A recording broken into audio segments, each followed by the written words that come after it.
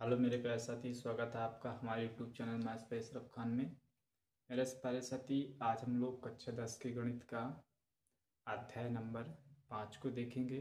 अध्याय नंबर 5 में जिसका nवां पद होता है उसको हम nवां पद कैसे निकालते हैं उसके बारे में हम लोग चर्चा करेंगे, ठीक है ना। तो आज हम देखेंगे किसी समांतर श्रेणी का nवां पद कैसे ज्ञात किया जाता है, ठीक है ना। आज की क्लास आपको हम यही सिखाएंगे आज की क्लास में कि किसी समांतर श्रेणी का nवां पद कैसे निकाला जाता है और उसका फार्मूला क्या होता है, ठीक है ना। उसके बारे में हम आज आपको पूरी डिटेल देखेंगे, ठीक है ना। तो अंत तक हमारे वीडियो में बने रहेंगे, आपको जरूर समझ में आ जाएगा किसी समांतर श्रेणी का nवां पद कैसे निकाला जाता है। तो आइए स्टार्ट करते हैं, देखते हैं।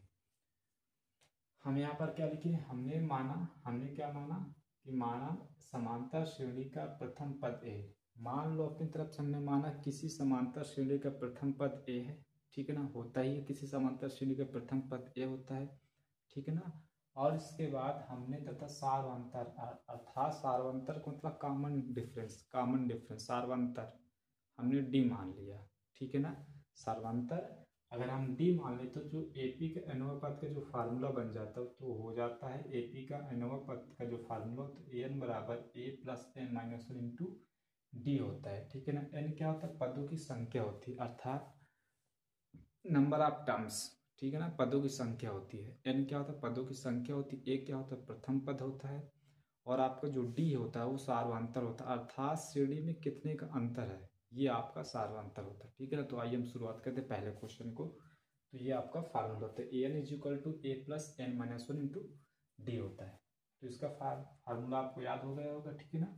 तो हम लोग क्वेश्चन की शुरुआत करते हैं। जैसे आपको कह रहा है एपी में 10, 7, 4 डॉट डॉट डॉट का 30वां पद क्या होगा, ठीक है ना। आपको ज्ञात करना कि इसमें 30वां पद क्या होगा। तो अगर आप यहाँ पर देखेंगे कि जो प्रथम पद है एपी का, क्या बोलेंगे, प्रथम पद मतलब ए होता है। प्रथम पद पहली किसी समांतर श्रेणी का पहला ही पद प्रथम पद कहलाता है। पहला पद आपका क्या है, यहाँ पर 10 दे जाएगा तो प्रथम पद क्या हो जाएगा, 10 हो जाएगा, ठीक है ना। प्रथम पद क्या हो जाएगा, 10 हो जाएगा। इसके बाद आप निकालें कि सार्वंतर कितना है। इसके बाद आप क्या निकालेंगे कि सार्वंतर कितना है। सार्वंतर अर्थात डी की वैल्यू। जब भी डी की वैल्यू निकालना हो तो हमेशा बाद वाले पद को पहले वाले पद से घटाना होता है। क्या करेंगे हम लोग, बाद वाले पद से पहले वाले पद को हम लोग घटाएंगे अर्थात 7 में से 10 को हम क्या करेंगे, घटाएंगे। क्या करेंगे, 7 में से 10 को घटाएंगे। तो जब आप 7 में से 10 को घटाओ कितना आएगा, माइनस का 3 आएगा अर्थात अंतर कितने का है, माइनस का 3 है। यही आपका सार्वंतर होता है, ठीक है ना। तो हमको nवां पद यानी 30वां पद निकालना है।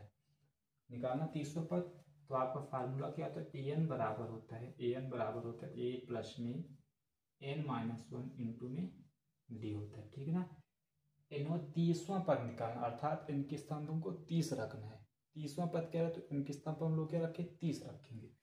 तो क्या हो जाएगा, ए 30 हो जाएगा बराबर ए की वैल्यू आपने निकाला 10 है, ठीक है ना, प्लस में एन के स्थान पर 30 माइनस वन इंटू डी के स्थान पर आपका अंतर कितना है, माइनस का 3 का है, ठीक है ना। तो क्या हो जाएगा, ए 30 बराबर 30 होगा 10 प्लस में 30 में से एक घटेगा आपका बचेगा 29, 29 गुणे माइनस का 3। तो इसको हम लोग हल करेंगे तो क्या हो जाएगा, देखेंगे 10 इधर रहेगा, ओके। अब गुणा करेंगे, ठीक है ना। माइनस और प्लस आपका हो जाएगा, माइनस हो जाएगा।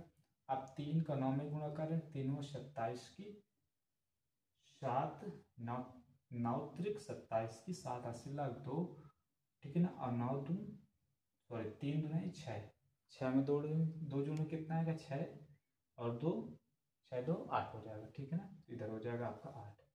घटाएंगे, जब 10 में से माइनस का 87 घटाएंगे तो माइनस का क्या बचेगा, 77, अर्थात ऑप्शन नंबर सी होगा, ठीक है ना। अर्थात समांतर श्रेणी का जो 30वां पद होगा तो माइनस का होगा आपका 77 होगा, ठीक है ना।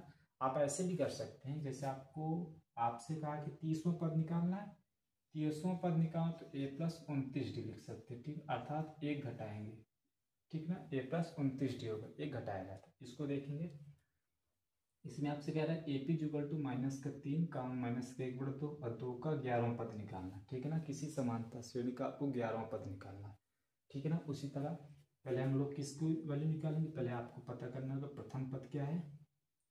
उसी तरह इसमें आपका जो प्रथम पद है, प्रथम पद ए जो होगा आपका -3 है। ठीक है ना, इसके बाद आपका जो सार्वांतर है, सार्वांतर अर्थात डी, इस वाले पद से इसको घटाएंगे, यानी -1/2 से आपको घटाना है -3 घटाना है। ठीक है ना, तो हल करेंगे तो हो जाएगा -1/2 और माइनस हो जाएगा प्लस में 3। ठीक है ना, तो 3 दूने 6, 6 में से 1 जाएगा 5, अर्थात 5/2 हो जाएगा। ठीक है ना, 5/2 हो जाएगा। ओके, सार्वंतर आपका आ गया 5/2 और ए की वैल्यू आपको -3 दे ही रखी है। ठीक है ना, अब आपको 11वां पद निकालना है, तो लिखेंगे ए एन बराबर, फार्मूला लगाएंगे फिर से, एन बराबर ए प्लस में n-1 इंटू में डी। तो ए एन की वैल्यू कितनी है, 11 आपको दे रखा है। ठीक है ना, एन के स्थान पर 11, 11वां पद निकालना है। ठीक है ना, तो एन के स्थान पर 11 रखेंगे।